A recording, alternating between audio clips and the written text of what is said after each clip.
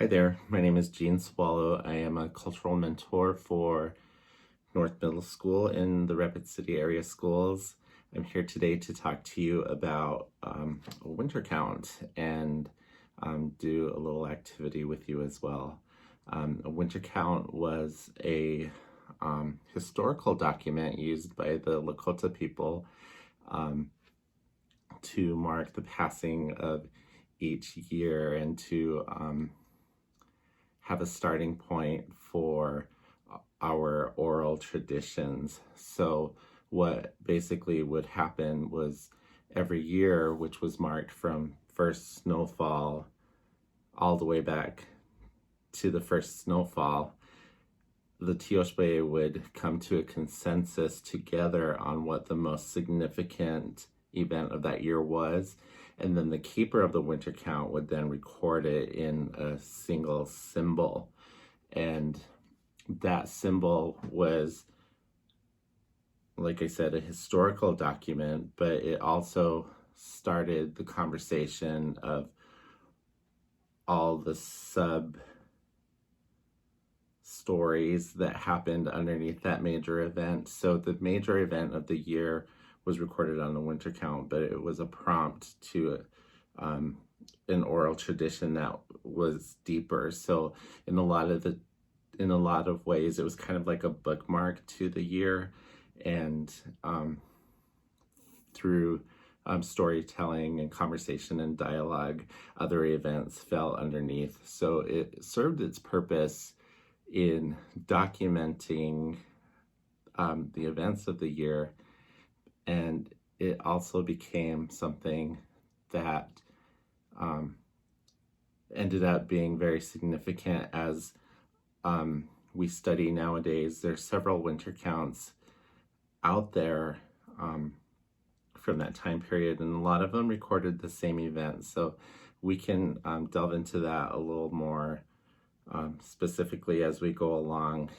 But today, for the purpose of this video, I just wanted to give a little introduction and then also talk about the kit that you got from Title VI.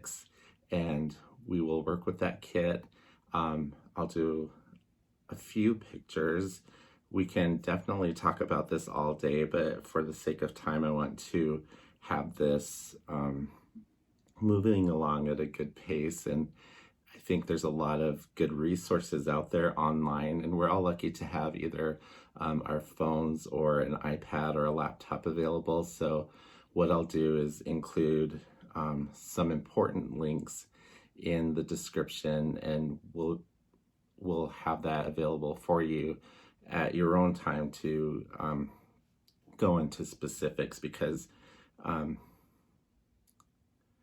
within the Oceti Sakowin, there's several winter counts historically out there, and it is really interesting. And like I said before, we could spend all day long talking about it, but I just want to move along and get into some of the activities and talk about the kit that we have. So next we'll be going through some pictures and some examples, and then we'll get into the activity. So really quick, I wanted to go through some examples of winter count. This is the Batiste Good winter count done on ledger paper, and you can see it was written in a style from left to right, the way we read nowadays, and that may have been an adaptation or a copy. This one, we have a very famous one by Lone Dog.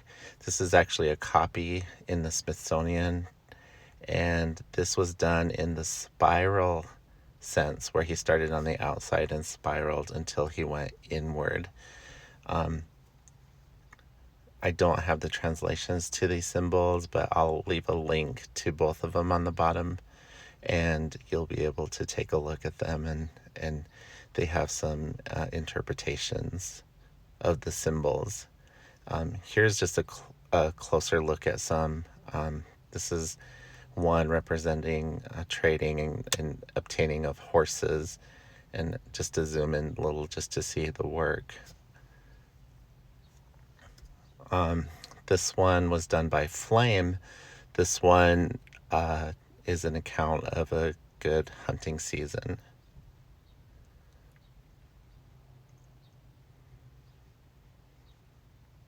This is from the American Horse Winter Count. There was some trading done with other tribes. This one represented a particular trade of corn.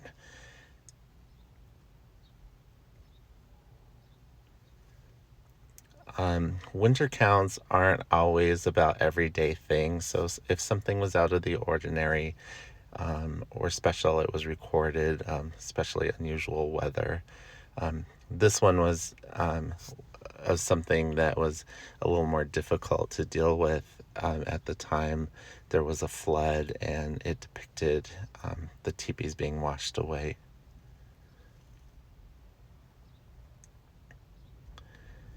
Another difficult subject coming up in winter count was illness. Smallpox was introduced intentionally sometimes. There's a potential meeting with Lewis and Clark, and then this is the Batiste Good winter count again, and this is actually another copy.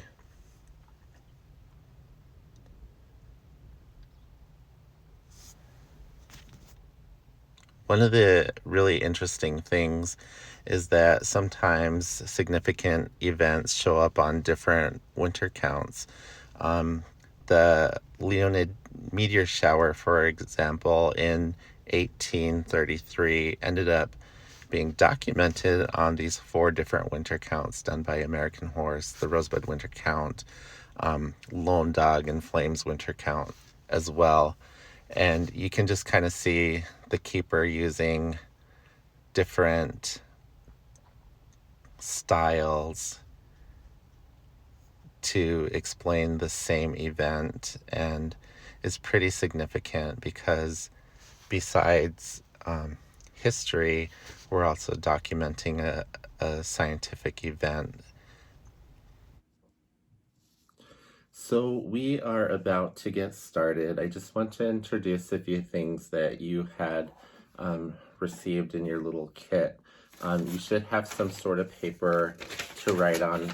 This is just a piece of paper, but you might have the full sheet or a paper template to start practicing some of your symbols. So when you and your family discuss on what the important event you're going to symbolize, do it a few times on the paper so you don't have to worry about being perfect the first time or messing up. Go ahead and do that. We have some ballpoint pens. This will be for writing on the leather. You may not have, your pens may not look like this, and you may not have a variety of color, but I just wanted to give you at least 2 or 3 different colors just to work with, so you just don't have that solid black line when you're drawing. You should have some sort of colored pencils with you, and you can use that with your practice drawing, and then we'll use it on the linen. And speaking of the linen, I gave you a piece of linen here, and I thought it was really important to include that because,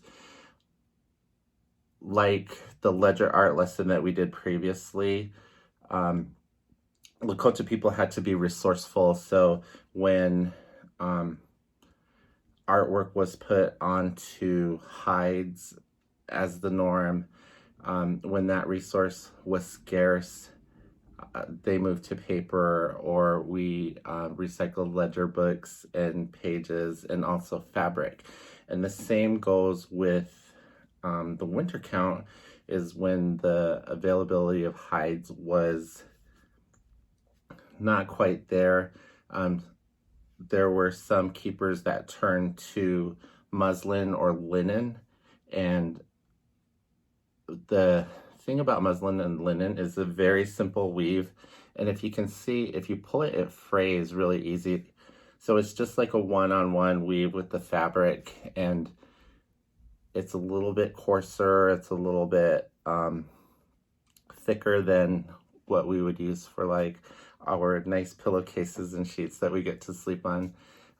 It's very sturdy. So this um, attests to the resourcefulness of the keeper and of Lakota people. So I included this because this is a respectful way that we can start our own winter count if you choose to use this piece.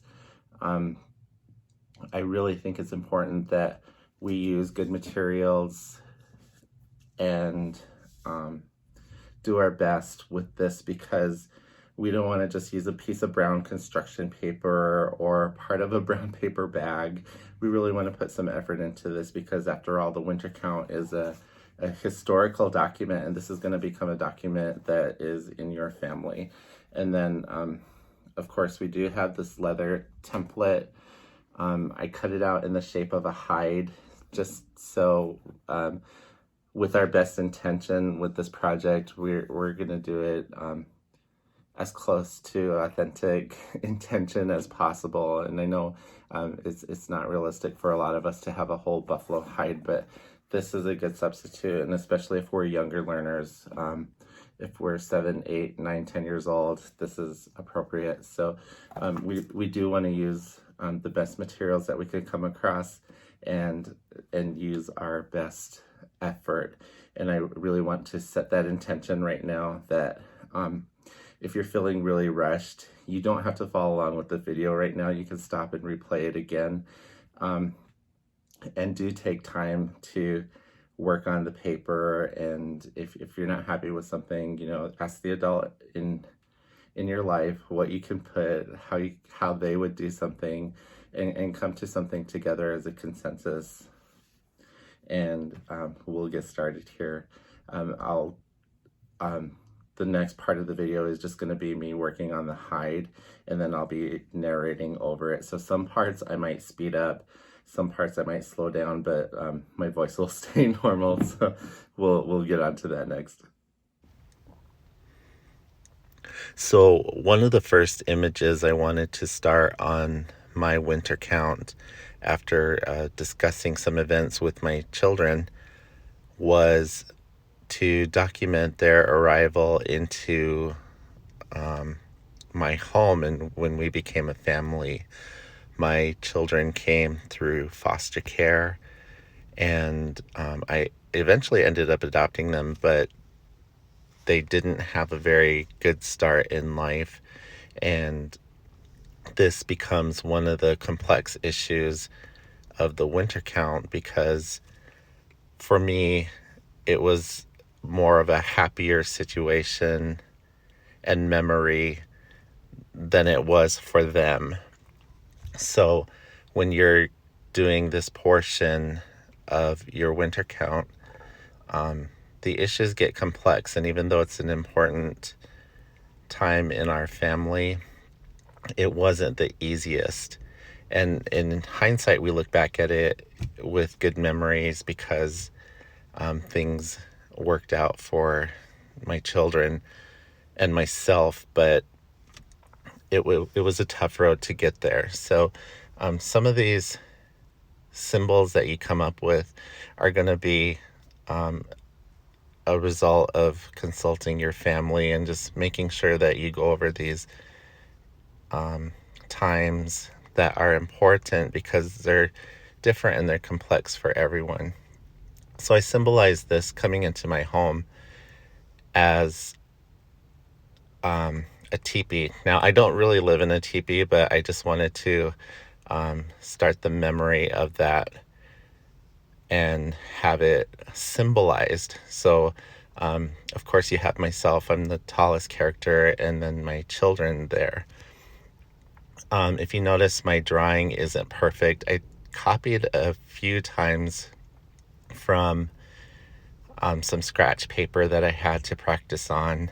I don't have all colors in my pen, so I'm just filling in here and there and getting some color in just to show a little bit of detail. If I were to draw a more realistic picture, I definitely want to use more colors, but again, with the simplicity of the winter count, we just want to keep it as basic as possible. So I have myself colored. I have my kids dressed the same because they're twins, and I really wanted to represent that. So moving on to the next symbol on the winter count, I'm doing a little picture of a house which represents my mom's house. And this was a period in our life where we packed up and moved from Rapid City, and we moved down to Red Shirt Table to live with my mom, because at the time I worked out there at Red Shirt School and it was easier on the commute. I'm a single parent. My mom and my family was there to help with my little guys who were very active. So when I talked with my kids about what would be an important time in our life, Grandma's house came up, and the time that we spent there, and that it was meaningful and very special to us. And we had the country and some animals and pets, and it was a time where they had a lot of freedom and they could just walk right outside the door and go play without having to ask for permission. When we lived into town,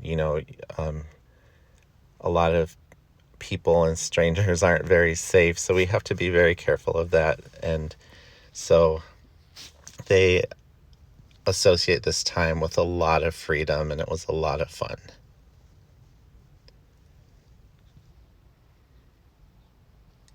The next figure I'm working on the winter count is a silhouette of a swallow. My last name is Swallow, so of course it's special to me. I wasn't really good at drawing them. I surprisingly haven't had much experience drawing them. So this is something I use my scratch paper on a lot to practice a few times. I looked it up, I Googled it. I traced it on the screen of my iPad first to get a feel of what it's like. And then when I felt like I could do something reasonable onto the document here, I just went ahead and started. And in hindsight, it's not all that perfect, but it's my best effort. So I'm very proud of it.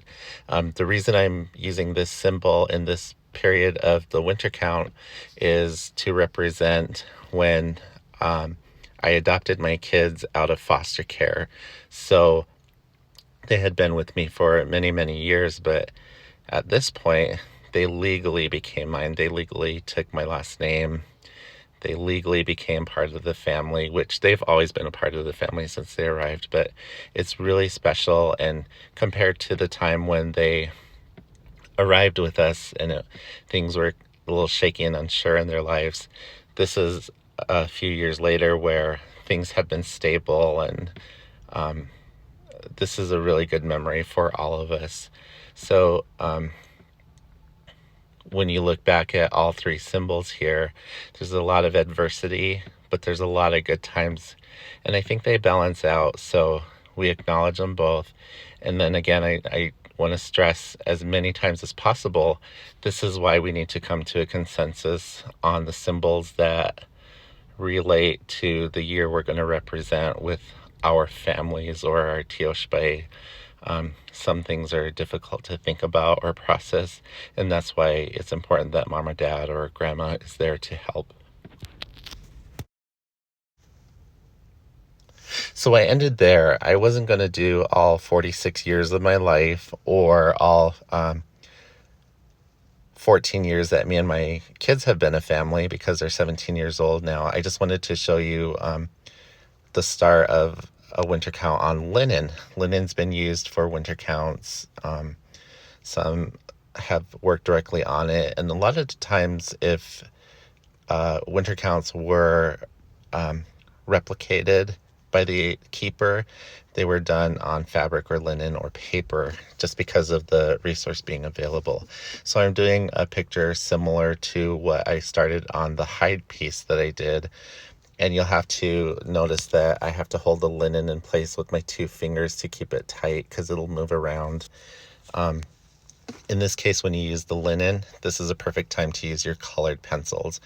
And some of you might prefer to do this because with your colored pencils, you have more options for details and color. As the ballpoint pen that we gave out, I think we had limited colors. So I just started this piece. This will be one of my twins. If I were to continue, I would just do something very similar to the piece I did on the piece of leather. And you can definitely add to this. This linen would be nice even if you went to Walmart or the dollar store and got like an 8x12 frame, it'll fit in there perfect.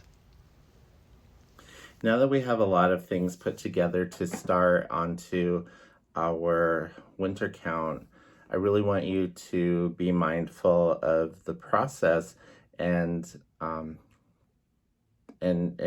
go easy on yourself and take your time if you need to. If you need to practice a bunch of times before you even start, that's quite all right.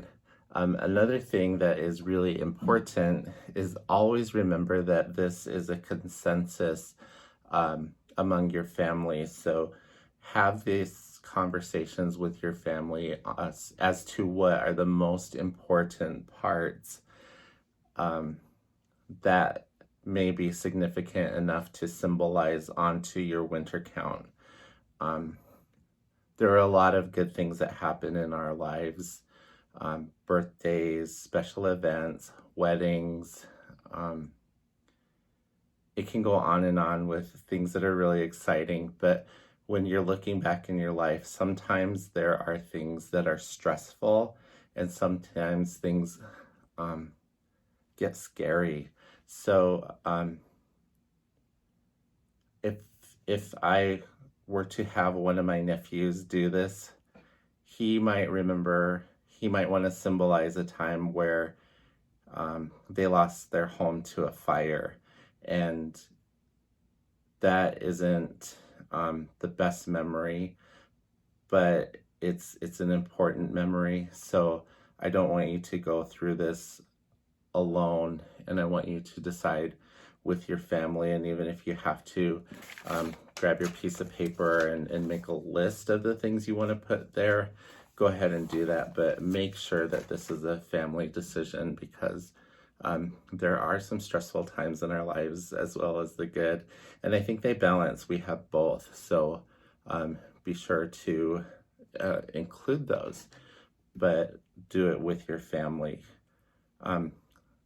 Another thing that might be stressful is in the forming of my family, my children came from foster care, so that may not have been a good experience, or that may not be something that they are fond of